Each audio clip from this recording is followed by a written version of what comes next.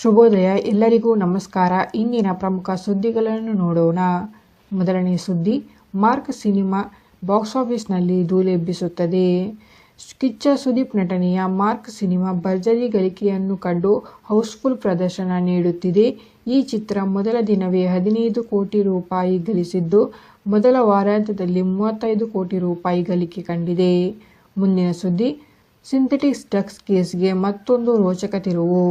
December 23ರಂದು ಹೊರವಲಯದ JH Patil ಬಡಾವಣೆಯ ಸಾರ್ವಜನಿಕ ಉದ್ಯಾನವನದಲ್ಲಿ ಗಾಂಜಾ ಮಾರಾಟ ಮಾಡಲಾಗುತ್ತಿದೆ ಎಂಬ ಖಚಿತ ಮಾಹಿತಿ ಮೇರೆಗೆ ದಾಳಿ ನಡೆಸಿದ್ದ ವಿದ್ಯಾನಗರದ ಪೊಲೀಸರು ಕಾಂಗ್ರೆಸ್ ಮುಖಂಡ ಶಾಮನೂರು ವೇದಮೂರ್ತಿ ಸೇರಿ 4 ಮಂದಿ ಆರೋಪಿಗಳನ್ನು ಬಂಧಿಸಿದ್ದರು. ಇವರು ನೀಡಿದ ಮಾಹಿತಿ ಮೇರೆಗೆ ದಾವಣಗೆರೆ ತಾಲೂಕಿನ ತುರ್ಚೆಘಟ್ಟ ಗ್ರಾಮದ ಅನ್ವರ್ ಬಾಷಾ, ಪಾರಸ್, ಕೃಷ್ಣಮೂರ್ತಿ ಮತ್ತು ಮಂಜುನಾಥ್ ಎಂಬ 4ರನ್ನು ಬಂಧಿಸಿದ್ದಾರೆ. ಇಲ್ಲಿ ಬಂಧಿತ ಅನ್ವರ್ ಬಾಷಾ ರಾಜ್ಯ ಮಂತ್ರಿಮಂಡಲದ ಪ್ರಭಾವಿ ಸಚಿವರ ಆಪ್ತ ವಲಯದಲ್ಲಿ ಗುರುತಿಸಿಕೊಂಡಿದ್ದಾರೆ. ತುರ್ಚೆಘಟ್ಟದಲ್ಲಿ ನಿರ್ಮಿಸಿರುವ ಗೃಹ ಪ್ರವೇಶಕ್ಕೆ ಸಚಿವರು ಬಂದಿದ್ದರು ಎನ್ನಲಾಗುತ್ತಿದೆ. ಕೆಲ ವರ್ಷಗಳ ಹಿಂದೆ ಏನೂ ಇಲ್ಲದ ಅನ್ವರ್ ಕೋಟ್ಯಂತರ ರೂಪಾಯಿ ಮೌಲ್ಯದ ಮನೆ ಕಟ್ಟಿದ್ದಾರೆ ಎನ್ನಲಾಗುತ್ತಿದೆ. ಮುಂದಿನ ಸುದ್ದಿ, ಟರ್ಕಿಯಲ್ಲಿ ಗುಂಡಿನ ಕಾಳಗ, 6 ಉಗ್ರರು ಮತ್ತು 3 ಪೊಲೀಸರು ಬಲಿ. ದೇಶದ 15 ಪ್ರಾಂತ್ಯಗಳಲ್ಲಿ ಐಎಸ್ ಶಂಕಿತ ಉಗ್ರರ ವಿರುದ್ಧ ನಡೆಸಲಾದ 100ಕ್ಕೂ ಹೆಚ್ಚು ಏಕಕಾಲದ ದಾಳಿಗಳಲ್ಲಿ ಯಲೋವಾದಲ್ಲಿ ನಡೆದ ಕಾರ್ಯಾಚರಣೆಯೂ ಒಂದು. ಈ ಕಾಳಗದಲ್ಲಿ ಯಲೋವಾದಲ್ಲಿ 3 ಪೊಲೀಸ್ ಅಧಿಕಾರಿಗಳು ಮತ್ತು 6 ಮಂದಿ ಉಗ್ರರು ಸಾವನ್ನಪ್ಪಿದ್ದಾರೆ ಎಂದು ಟರ್ಕಿಯ ಆಂತರಿಕ ಸಚಿವ ಅಲಿ ಎರ್ಲಿಕಾಯ ಅವರು ತಿಳಿಸಿದ್ದಾರೆ. ಮುಂದಿನ ಸುದ್ದಿ, ಅರಾವಲಿ ಪರ್ವತ ಶ್ರೇಣಿಯ ವ್ಯಾಖ್ಯಾನಕ್ಕೆ ಸುಪ್ರೀಂ ತಡೆ. ಅರಾವಲಿ ಬೆಟ್ಟ ಮತ್ತು ಶ್ರೇಣಿಗಳ ಬಗೆಗಿನ ಮರುವ್ಯಾಖ್ಯಾನ ಕುರಿತು ನವೆಂಬರ್ 20ರ ತೀರ್ಪಿನಲ್ಲಿನ ನಿರ್ದೇಶನಗಳನ್ನು ಸುಪ್ರೀಂ ಕೋರ್ಟ್ ಪೀಠವು ತಡೆ ಹಿಡಿದಿದೆ.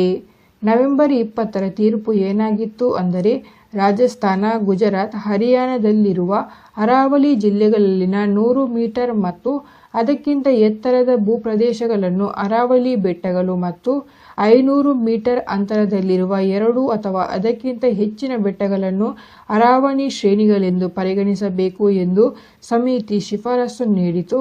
ಹಾಗೆಯೇ ಈ 3 ರಾಜ್ಯಗಳಲ್ಲಿ ಹೊಸದಾಗಿ ಗಣಿಗಾರಿಕೆ ಕೈಗೊಳ್ಳಲು ಅನುಮತಿ ನೀಡುವುದನ್ನು ಇದೇ ವೇಳೆ ನಿರ್ಬಂಧಿಸಿತು.